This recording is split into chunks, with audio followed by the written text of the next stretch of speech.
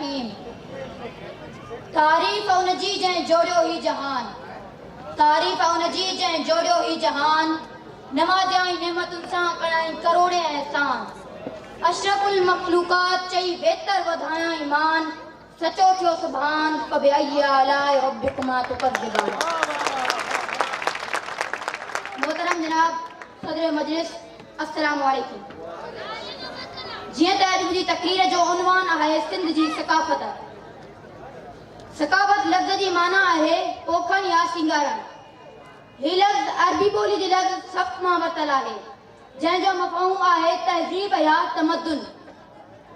जनाब सदर, जेकॾहिं असीं सिंधी सकाफ़त जी हज़ारे साल पुराणी मुआन जे दरे जी तहज़ीब जी ॻाल्हि कंदासीं त सिंध जा माण्हू केतिरा त तहज़ीब याफ़्ता हुआ जो पंहिंजो उथण वेहण खाइण पीअण ऐं बेस पाइण खे बरक़रार रखियो अचनि पिया।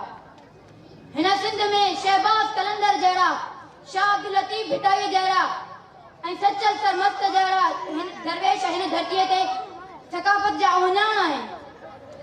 हिकु कलम हिकु मां कीअं पूरो पवां, हिकु कलम हिकु मां कीअं पूरो पवां। सिंध मुंहिंजी अमां तोते छा लिखी छा लिखी।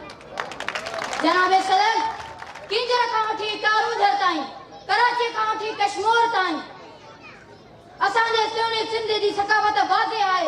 लखे माण्हू जे विच में बीठल सिंधी टोपी पायल ऐं अजर खां वॾल थोरे खां सुञाणूं। आउं पंहिंजे सुहिणे सिंध जी कहिड़नि लफ़्ज़नि में तारीफ़ कयां, उन जे ॻोठनि ऐं माॻनि जी कीअं तारीफ़ कयां।